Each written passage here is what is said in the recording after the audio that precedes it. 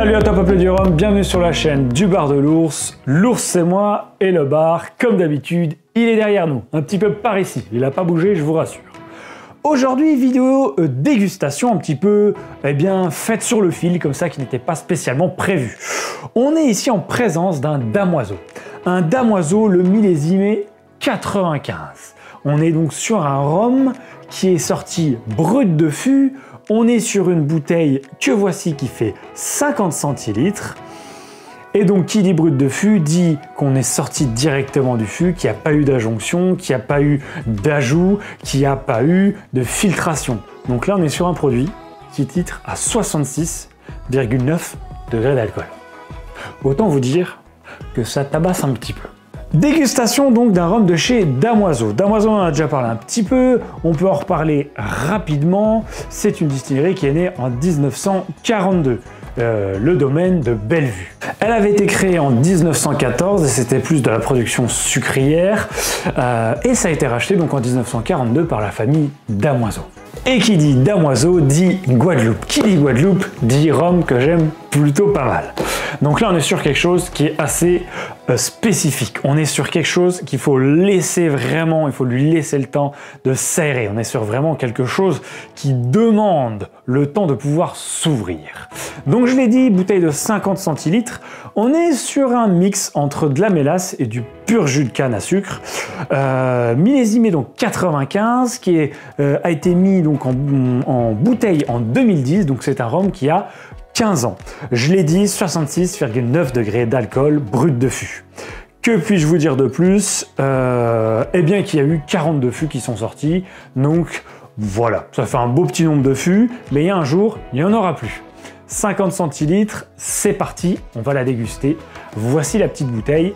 Elle est relativement simple, avec un petit cul un petit peu épais. Elle change un tout petit peu des bouteilles qu'on peut avoir chez Damoiseau. Elle est fait un petit peu mignonnette à avoir dans la main, surtout pour les mains de l'ours, assez grandes comme ça. Donc voilà, là on n'en a plus beaucoup, il va falloir profiter.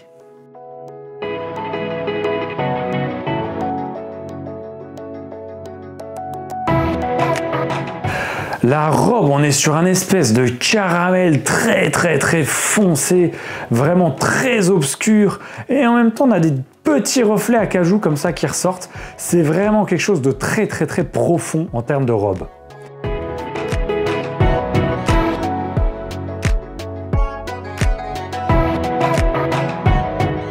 Alors le nez, on a tout de suite mais de la canne, du jus de canne pressé.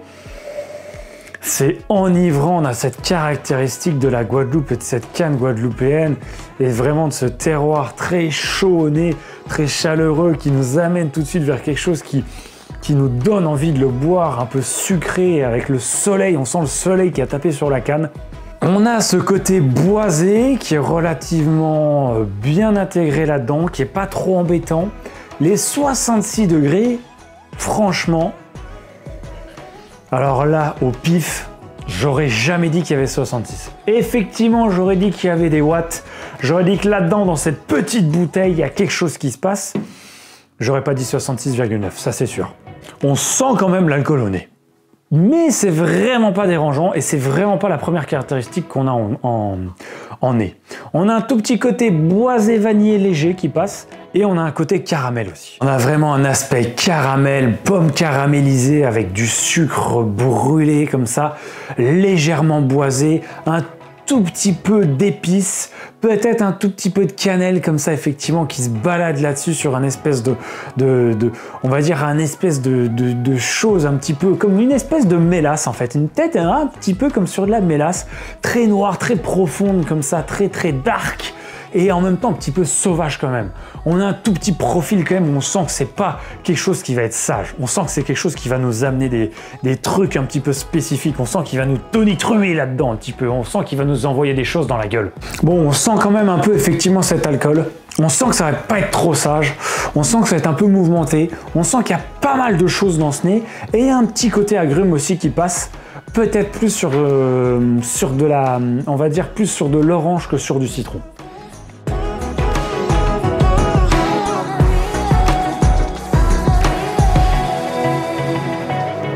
La première bouche, elle tabasse tout de suite, ça c'est clair et net. n'importe qui ne pourra pas rentrer dedans facilement. Laissez-lui le temps de s'aérer, vraiment, il en a vraiment besoin. La bouche est un petit peu vive, elle est très puissante, elle est chargée, on a beaucoup de choses, c'est assez complexe. L'alcool est quand même relativement présent, hein. Ça vient quand même vous entamer la tronche, là, vraiment dans les papilles. On a ce côté canne de très loin, et un côté un petit peu sucre roux, vraiment chaud tout de suite au début. Très boisé, légèrement vanillé, un tout petit peu fruité. J'aurais tendance à dire que c'est un petit peu plus compliqué en bouche qu'au nez. Le nez était relativement facile, pas simple, il n'était pas simple, mais il était plutôt facile quand même à pouvoir décrire. Là, la bouche est un petit peu plus compliquée. Il y a une espèce de réglisse qui est arrivée, qui nous fait un petit poil de fraîcheur. C'est légèrement acre, un tout petit peu, voire même peut-être plutôt un petit peu amer. On aurait une espèce de compoté en fait très amer, mais de très loin, qui aurait un tout petit filet comme ça, en fait du citron très presque un petit peu aigre, qui viendrait nous embêter un petit peu la bouche. Là, on a vraiment ce boisé quand même très présent. J'ai un côté beaucoup moins pomme que j'avais au nez, mais beaucoup plus poire. Alors poire vraiment caramélisé, hein. Poire très sucré et vraiment passé avec le chalumeau dessus comme ça, presque un petit peu carbonisé. On a un côté fût, on a un côté effectivement bois. Je me rapproche de vous, je viens vous échanger vraiment ce qui sort de ma bouche là. Il y a des sacrées vapeurs, il y a des sacrées choses. Et effectivement, on a un sacré boisé et c'est du boisé légèrement, alors pas humide, mais c'est du boisé mouillé, vraiment mouillé pour le coup. C'est beaucoup moins végétal en bouche qu'on est, mais on a un côté un petit peu féroce quand même dedans. Waouh, rhinophéroce même. Il te rentre dedans et il est pas content le machin. L'alcool, vache, les 66 degrés là, il y en a d'autres de temps en temps, ils sont relativement simples entre guillemets à pouvoir boire. Là pour le coup, celui-là, vache. Si on prend une vraie gorgée, ça peut vite t'arracher et te brûler à l'intérieur. C'est légèrement poivré. Et effectivement, j'ai vraiment ce côté fruit qui serait plus sur de la poire. Poire peut-être un petit peu pomme. Et j'aurais presque tendance à avoir un petit peu mes clous de girofle que je retrouve légèrement dans la bouche, qui viennent me titiller un petit peu. Cette cannelle a quasiment complètement disparu. On est vraiment beaucoup plus sur un espèce de caramel. Un caramel très chaud, un petit peu fruité, très sucré, forcément c'est du caramel. Et en même temps, on a un petit côté quand même un tout petit peu... En fait, c'est cette réglisse peut-être qui rehausse un petit peu. Pas trop végétal, mais plus effectivement sur un côté presque un peu herbacé peut-être. Ou un côté vraiment frais, fraîcheur, peut-être un petit peu menthe,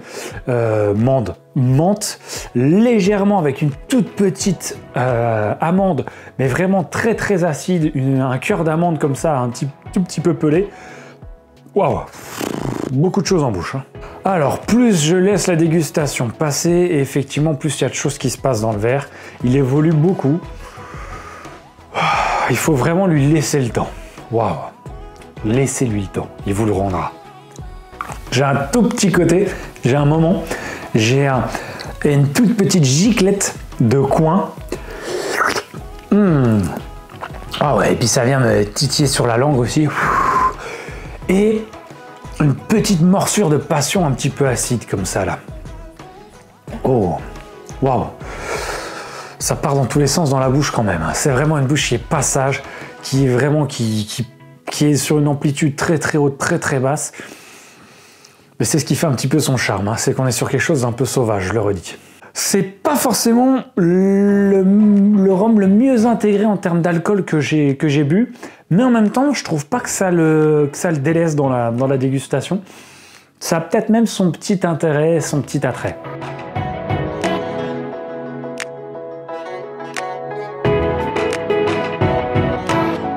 La finale, elle est vraiment longue.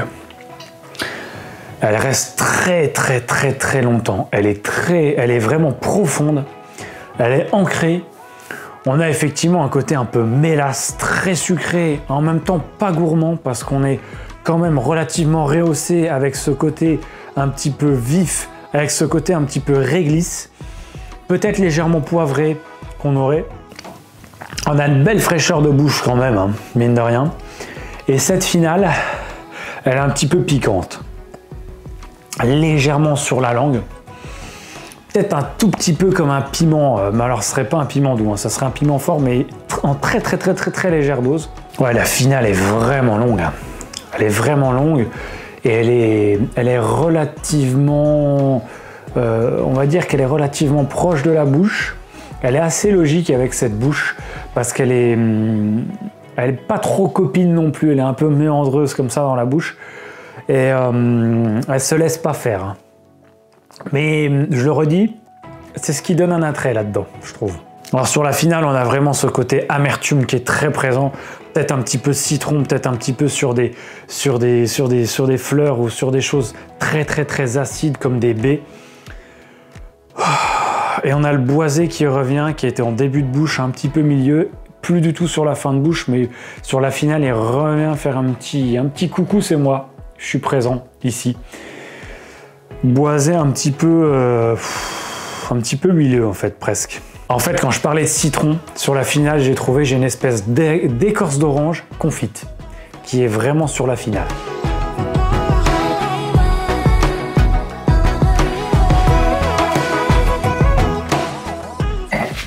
Pour lui donner une note, on est sur un 8 sur 10, clair, net, précis, c'est sûr, c'est certain, il n'y a pas à réfléchir 30 fois. 8 sur 10, c'est clair. On va pas aller au-dessus parce qu'il est très bon, mais il est vraiment compliqué. C'est très compliqué de rentrer dedans quand même, je trouve. Et en termes de prix, on le trouve aux alentours de 70 €, des fois un petit peu plus, des fois un petit peu moins. On est sur une bouteille qui fait 50 centilitres. Hein. On n'est pas sur une bouteille de 70 ou 75. Donc 70 €, 50 centilitres, ça reste relativement élevé. Après, on est chez Damoiseau sur les millésimés, ce genre de choses. Voilà, ça paraît pas illogique non plus d'avoir un prix de 70 €. Pour toutes ces raisons, ça sera un très bon 8 sur 10. C'est une quille effectivement que je conseille. Mais alors que je conseille, je vais vous dire attention, vous n'allez pas pouvoir venir dedans comme vous avez envie. Il va falloir prendre son temps, il va falloir l'amener, il va falloir l'apprécier, avoir le verre qui va vous permettre de vraiment avoir le nez qui vienne vraiment pouvoir s'enrichir un petit peu avec l'air. Et les 66,9 degrés sont quand même très présents. Un petit peu au nez, beaucoup en bouche. C'est pas le meilleur équilibre qu'on ait pu trouver. Mais c'est ce qui fait aussi son charme, je le redis. On est pour conclure donc sur un beau produit qui mérite largement son 8 sur 10. On va terminer là-dessus. Merci à toi Peuple du Rhum d'avoir visionné la vidéo. N'hésite pas comme d'habitude à commenter, partager, liker, venir sur la page Facebook, sur la page Instagram. D'autres dégustations arrivent comme d'habitude. Les vacances arrivent, on aura le jeu Karoukera. Je vous expliquerai tout une fois que j'aurai tout reçu, que je pourrai vraiment vous donner les dates fixées, etc. J'espère que ceux qui sont déjà en vacances profitent. Moi, je vous dis à très vite sur la chaîne et surtout, n'oubliez pas, pas plus haut que le Rhum.